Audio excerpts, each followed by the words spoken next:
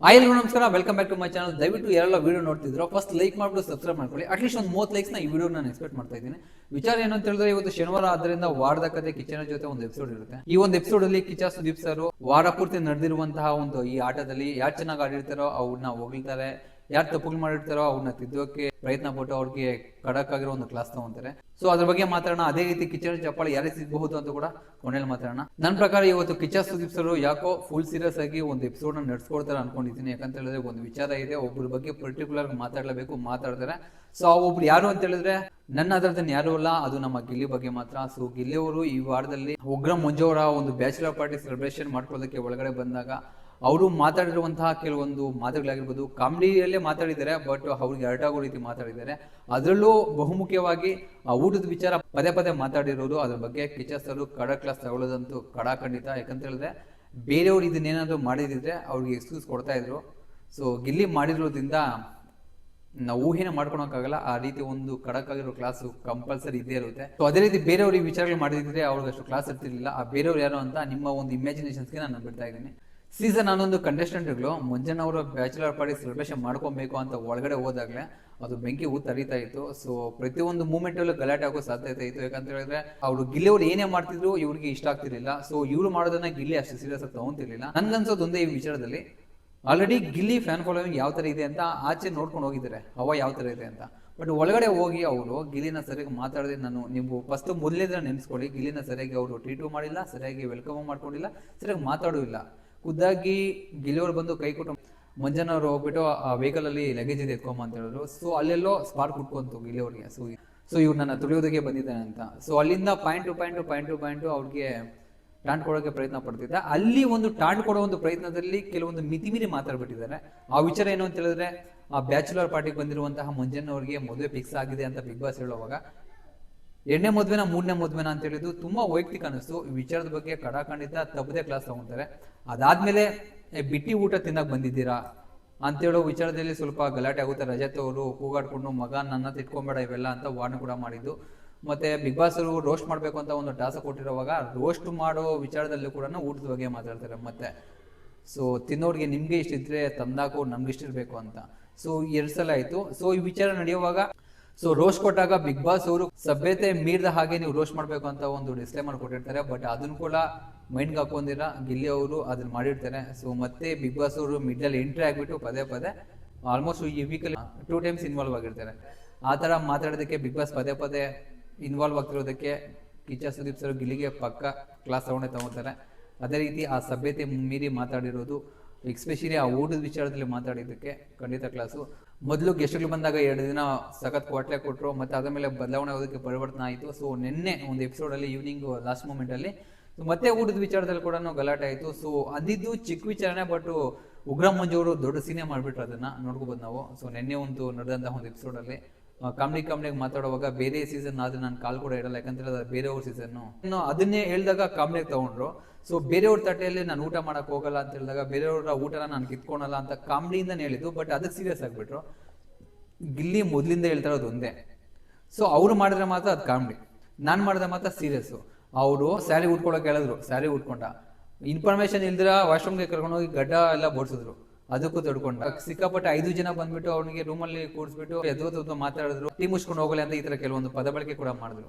So ಅದನ್ನೆಲ್ಲ ಈಸಿಯಾಗಿ ತಗೊಂಡಾದ್ಮೇಲೆ so ಇದು ಏನೋ ಕಾಮಿಡಿ ಮೂವ್ಮೆಂಟ್ ಅಲ್ಲಿ ಒಂದು ಮಾತು ಬಂದಾಗ ಅದನ್ನೇ ಒಂದು ಪಾಯಿಂಟ್ ಇಟ್ಕೊಂಡೆ ಅವ್ರು ಅಷ್ಟು ಸೀರಿಯಸ್ ಮಾಡ್ತಿದ್ದಾರೆ. ಸೊ ನನ್ನ ಪ್ರಕಾರ ಗೆಸ್ಟ್ಗಳು ಬಂದಿರೋರ್ನ ಯಾವುದೇ ರೀತಿ ಅವ್ರ ಬಗ್ಗೆ ಏನು ಮಾತಾಡಲ್ಲ, ಜಸ್ಟ್ ಅವ್ರಿಗೆ ಕಂಗ್ರ್ಯಾಚುಲೇಷನ್ಸ್ ಹೇಳ್ತಾರೆ. ಅದೇ ರೀತಿ ಬಂದಿರೋದಕ್ಕೆ ಖುಷಿಯಾಗಿದೆ ಅಂತ ಹೇಳ್ತಾರೆ. ಅದೇ ರೀತಿ ಗಿಲ್ಲಿ ಅವ್ರನ್ನ ಕ್ಲಾಸ್ ಎಲ್ಲ ಕೆಲವೊಂದು ಮೆಚ್ಕೊಳ್ಳುವಂತಹ ಒಂದು ಸನ್ನಿವೇಶಗಳು ಕೂಡ ಇಲ್ಲಿದೆ ಈ ವಾರದಲ್ಲಿ.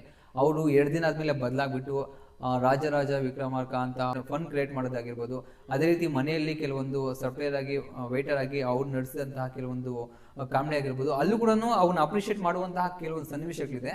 ಬಟ್ ಎಲ್ಲೋ ಇದನ್ನ ಓವರ್ ಶೇಡೋ ಮಾಡಿ ಅದನ್ನ ಸುದೀಪ್ ಸರ್ ಜಾಸ್ತಿ ಮಾತಾಡ್ತಾರೆ ಅಂತ ನನ್ಗನ್ಸಿದೆ. ಆಲ್ಮೋಸ್ಟ್ ಇವತ್ತು ಎಪಿಸೋಡಲ್ಲಿ 70 to 80% ಮೋಸ್ಟ್ಲಿ ಗಿಲ್ಲಿದೇ ಇರುತ್ತೆ. ಗಿಲ್ಲಿಗೆ ಕ್ಲಾಸ್ ತಗೊಳ್ಳೋದೇ ಇರುತ್ತೆ ನನ್ನ ಪ್ರಕಾರ. ಪ್ರತಿಯೊಂದು ಬ್ಯಾಕ್ ಟು ಬ್ಯಾಕ್ ಎಷ್ಟರ ಜೊತೆ ಅವರು ನಡ್ಕೊಂಡಿರುವಂತಹ ರೀತಿ ಆಗಿರ್ಬೋದು, ಪದೇ ಟಾಂಟ್ ಕೊಡುವ ಪ್ರಯತ್ನದಲ್ಲಿ ಕಾಮಿಡಿ ಒಂದು ವೇಯಲ್ಲಿ ಮಾತಾಡಿರುವಂತಹ ಮಾತುಗಳ ಬಗ್ಗೆ ಮೋಸ್ಟ್ಲಿ ಇದ್ರ ಬಗ್ಗೆ ಕ್ಲಾಸ್ ತಗೊಬೋದು ಅನ್ಕೊಂತಾ ಇದ್ದೀನಿ ನನಗಾದ್ರೆ. ಇಷ್ಟೆಲ್ಲ ಕ್ಲಾಸ್ ತಗೊಂಡಾದ್ಮೇಲೆ ನೆಕ್ಸ್ಟ್ ಅವ್ರು ಮಾಡಿರುವಂತಹ ಕಾಮಿಡಿಗೆ ಅದಕ್ಕೂ ಅಪ್ರಿಷಿಯೇಷನ್ಸ್ ಬರ್ಬೋದು ಅನಿಸಿದೆ ನನಗೆ. ಅಪಾರ್ಟ್ ಫ್ರಮ್ ದಟ್ ಯಾರಿಗಾದ್ರೂ ಕ್ಲಾಸ್ ತಗೋಬಹುದು ಅಂತ ಹೇಳಿದ್ರೆ ಮೋಸ್ಟ್ಲಿ ಧ್ರುವಂತ ಅವರಿಗೆ ಒಳ್ಳೆ ಕ್ಲಾಸ್ ಇರುತ್ತೆ. ಯಾಕಂತ ಹೇಳಿದ್ರೆ ಮಿಡ್ ನೈಟ್ ಅಲ್ಲಿ ರಕ್ಷಿತ್ ಅವ್ರ ಮೇಲೆ ಒಂದು ಗಲಾಟೆ ಆಗಿರುತ್ತೆ, ಅಲ್ಲಿ ಇಮಿಟೇಟ್ ಮಾಡಿರುವಂತಹ ರೀತಿ ಆಗಿರ್ಬೋದು.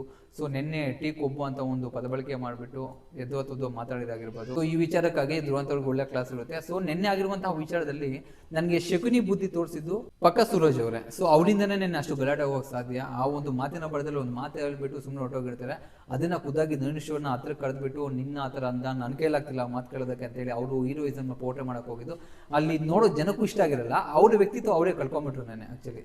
ಅದೇ ರೀತಿ ಬಿಗ್ ಬಾಸ್ ಕೊಟ್ಟಂತ ಒಂದು ಟಾಸ್ಕ್ ಬಗ್ಗೆ ಆಗಿರ್ಬೋದು, ಆ ಒಂದು ಟಾಸ್ಕ್ ಅಲ್ಲಿ ಗೆದ್ದು ವಿನ್ ಆಗಿ ಕ್ಯಾಪ್ಟನ್ ಆಗಿರುವಂತಹ ಧನುಷ್ ಬಗ್ಗೆ ಆಗಿರ್ಬೋದು, ಹೋದ ವಾರ ಒಳ್ಳೆ ಕ್ಲಾಸ್ ತಗೊಂಡು ಈ ವಾರ ಅಲ್ಪ ಸ್ವಲ್ಪ ಆರಾಮಾಗಿದ್ದಂತಹ ಅಶ್ವಿನಿ ಗೌಡ ಆಗಿರ್ಬೋದು, ಇದ್ರ ಬಗ್ಗೆ ನೀಟಾಗಿ ಸ್ವಲ್ಪ ಪಾಸಿಟಿವ್ ಆಗಿ ಮಾತಾಡೋ ಚಾನ್ಸಸ್ ಕೂಡ ಇದೆ. ಸೊ ನೋಡ್ಬೇಕು ಮತ್ತೆ ಇನ್ಯಾವ್ದು ನಮಗೆ ಗೊತ್ತಿಲ್ಲದಂತಹ ಒಂದು ಕೆಲವೊಂದು ಟ್ವಿಸ್ಟ್ ಕೊಟ್ಟು ಟರ್ನ್ ಕೊಟ್ಟು ವಿಡಿಯೋ ಕ್ಲಿಪ್ಸ್ ಹಾಕಿ ಅದು ಏನ್ ಮಾತಾಡ್ತಾರೆ ಅಂತ ಗೊತ್ತಿಲ್ಲ. ಬಟ್ ಒಂದಂತೂ ಫಿಕ್ಸ್ ಆಗ್ಬಿಡಿ, ಹೆಸರು ಬಂದಿದ್ದಾರೆ, ಅವರು ಮಿತಿಮೀರಿ ಮಾತಾಡಿದ್ದಾರೆ, ಅವರು ಕಾಮಿಡಿ ಮಾಡೋದಕ್ಕೆ ಏನೇನೋ ಪ್ರಯತ್ನ ಪಟ್ಟು ಬೇರೆ ಬೇರೆ ಪದ ಬಳಕೆ ಮಾಡಿದ್ದಾರೆ. ಸೊ ಅವರು ಕೂಡ ಗೆಲ್ಲೋರ್ಗೆ ಟ್ಯಾನ್ ಕೊಟ್ಟಿದ್ದಾರೆ. ಅದೇ ರೀತಿ ಬಿಗ್ ಬಾಸ್ ಪ್ರಾಪರ್ಟೀಸ್ ಆದ ಚೇರ್ನ ಒದ್ದಿದ್ದಾರೆ. ಅವ್ರ ಅಧಿಕಾರನ ಕೈಗೆ ತಗೊಂಡು ಇದ್ದಂತಹ ಸಿಬ್ಬಂದಿಗಳಿಗೆ ಬೇರೆ ಬೇರೆ ಕೆಲಸಗಳು ಕೊಟ್ಟು ಅವ್ರಿಗೆ ಉಳಿಸೋ ಪ್ರಯತ್ನ ಮಾಡಿದ್ದಾರೆ. ಸೊ ಅದ್ರ ಬಗ್ಗೆ ಯಾವುದೇ ರೀತಿ ಕಿಚ್ಚ ಸುದೀಪ್ ಸರ್ ಮಾತಾಡೋದಿಲ್ಲ, ಬೇಕಾದ್ರೆ ಅಪ್ರಿಸಿಯೇಷನ್ ಮಾಡಿರ್ತಾರೆ. ಸೊ ಅವ್ರು ಬಂದಿರೋದು ಗೆಸ್ಟ್ಗಳಲ್ವಾ, ಗೆಸ್ಟ್ಗಳಿಗೆ ಯಾವುದೇ ರೀತಿ ಅವಮಾನ ಮಾಡಲ್ಲ, ಅವರು ಕ್ಲಾಸ್ ತಗೊಂಡು ಅವಶ್ಯಕತೆ ಕೂಡ ಇರೋದಿಲ್ಲ ಅಂತ ನನಗೆ ಅನಿಸಿದೆ. ಮೋಸ್ಟ್ಲಿ ಇವತ್ತು ಮನೆಯಿಂದ ಹೊರಗಡೆ ಹೋಗ್ಬೋದು ಅವರು. ಆಕ್ಚುಲಿ ಇವತ್ತು ಮುಗೀತು ಅನ್ಕೊಂತೀನಿ, ಮೋಸ್ಟ್ಲಿ ಹೋಗ್ಬೋದೇನೋ ಮನೆಯಿಂದ ಆಚೆ ಅನ್ಕೊಂತಾ ಇದ್ದೀನಿ ನಾನು. ಸೊ ಇದ್ರ ಬಗ್ಗೆ ನಿಮ್ಗೆ ಅನಿಸುತ್ತೆ ತಿಳಿಸ್ಕೊಡಿ ಕಮೆಂಟ್ ಮೂಲಕ. ಸೊ ಅದೇ ರೀತಿ ಕಿಚ್ಚನ ಚಪ್ಪಾಳೆ ಯಾರು ಸಿಗಬಹುದು? ಸೊ ಕಿಚ್ಚನ ಚಪ್ಪಾಳೆ ಯಾರು ಸಿಗಬಹುದು ಅಂತ ಹೇಳಿದ್ರೆ ನನ್ನ ಒಂದು ಅನಿಸಿಕೆ ಪ್ರಕಾರ ಈ ವಾರದಲ್ಲಿ ಕಿಚ್ಚನ ಚಪ್ಪಾಳೆ ಯಾರಿಗೂ ಸಿಗಲ್ಲ. ಯಾಕಂತ ಹೇಳಿದ್ರೆ ಗೆಸ್ಟ್ಗಳು ಬಂದಿರೋದ್ರಿಂದ ಕ್ಯಾಮ್ರಾಗಳ ಫೋಕಸ್ ಎಲ್ಲ ಕೂಡ ನಂಗೆ ಗೆಸ್ಟ್ಗಳ ಮೇಲೆನೇ ಇತ್ತು. ಸೊ ಬೇರೆಯವರು ಅವ್ರ ಆಟ ತೋರಿಸ್ಕೊಳ್ಳೋದಾಗಿರ್ಬೋದು, ಅವರ ಬೇರೆ ಬೇರೆ ರೀತಿ ತೋರಿಸ್ಕೊಳ್ಳೋದಕ್ಕೆ ಅವರ ಒಂದು ಇಂಡಿವಿಜುವಲ್ ಆಟ ತೋರಿಸ್ಕೊಳಕ್ಕಾಗಿಲ್ಲ. ಸೊ ಅವ್ರಿಗೆ ಒಂದು ಗೇಮ್ ಅಂತ ಕೊಟ್ಟಿದ್ರು, ಆ ಗೇಮಲ್ಲಿ ಬೇರೆ ಬೇರೆ ಸೆಗ್ಮೆಂಟ್ ಅಂತ ಕೆಲವೊಂದು ಕೆಲಸಗಳು ಕೊಟ್ಟಿದ್ರು. ಆ ಕೆಲಸ ಮಾಡೋದ್ರಲ್ಲಿ ಎಲ್ಲರೂ ಬಿಸಿ ಆಗಿಬಿಟ್ಟಿದ್ರು. ಸೊ ಗಲಾಟೆ ಆಗಿರ್ಬೋದು, ಇಲ್ಲ ಅದನ್ನ ನಿಲ್ಸೋದಕ್ಕೆ ಪ್ರಯತ್ನ ಪಟ್ಟೋದಾಗಿರ್ಬೋದು. ಸೊ ಈ ವಿಚಾರದಲ್ಲಿ ಎಲ್ಲೂ ಯಾರು ಅಷ್ಟು ಕಾಣಿಸ್ಕೊಂಡಿಲ್ಲ ಅಂತ ನನ್ನ ಅನಿಸಿಕೆ.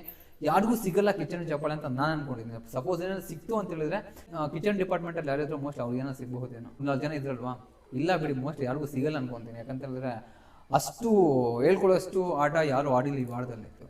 ಸೊ ಇನ್ನು ಡೆಫಿನೆಟ್ಲಿ ಅಭಿಷೇಕ್ ಅವರ ಒಂದು ಕ್ಯಾಪ್ಟನ್ಸಿ ಬಗ್ಗೆ ಮಾತಾಡ್ತಾರೆ. ಅವರು ಕ್ಯಾಪ್ಟನ್ ಆದ್ಮೇಲೆ ಆಲ್ಮೋಸ್ಟ್ ಒಂದು 3 ಡೇಸ್ 2 ಡೇಸ್ ಮಾತ್ರ ಕ್ಯಾಪ್ಟನ್ ಮಲ್ಕೊಂಡಿದ್ರು. ಅವರು ಕ್ಯಾಪ್ಟನ್ ಆಗಿದ್ರೆ ಅಂತಾನೆ ಮರ್ತೋಗ್ಬಿಟ್ಟಿದ್ದಾರೆ. ಹೋಟೆಲ್ ಟಾಸ್ಕ್ ಅಲ್ಲಿ ಪಾಪ ಅವ್ರು ತುಂಬಾನೇ ಕಷ್ಟಪಟ್ಟು ಎಲ್ಲರೂ ಸೇರಿಸಿ ಎಲ್ಲರೂ ಕೈಯಲ್ಲಿ ಕೆಲಸ ಮಾಡಿಸ್ಬೇಕಾಗಿತ್ತಲ್ವಾ.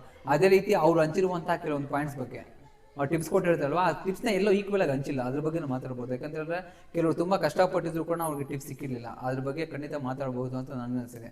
ಸೊ ಇದು ಇವತ್ತಿನ ವಿಚಾರ. ನಿಮ್ಗೇನು ಅನಿಸುತ್ತೆ ಇದ್ರ ಬಗ್ಗೆ ದಯವಿಟ್ಟು ಕಮೆಂಟ್ ಮಾಡಿ ತಿಳಿಸ್ಕೊಡಿ. ಖಂಡಿತವಾಗಿ ಹೇಳ್ತಿದ್ದೀನಿ, ಗಿಲ್ಲಿಯವ್ರಿಗೆ ಮಾತ್ರ ಇವತ್ತು ಒಂದು ಕ್ಲಾಸ್ ಇದ್ದೇ ಇರೋದು, ಇದಂತ ಫಿಕ್ಸ್. ಸೊ ಇನ್ನೇನಾದ್ರು ಪಾಯಿಂಟ್ ಮಾತಾಡೋದು ಮರೆದೋಗಿದ್ರೆ ದಯವಿಟ್ಟು ಕಮೆಂಟ್ ಮಾಡಿ ತಿಳಿಸ್ಕೊಡಿ, ಯಾವ್ದ್ರ ಬಗ್ಗೆ ಮಾತಾಡೋದು ಕಿಚ್ಚ ಸುದೀಪ್ ಸರ್ ಅಂತ. ಸೊ ಇದು ಇವತ್ತಿನ ವಿಚಾರ.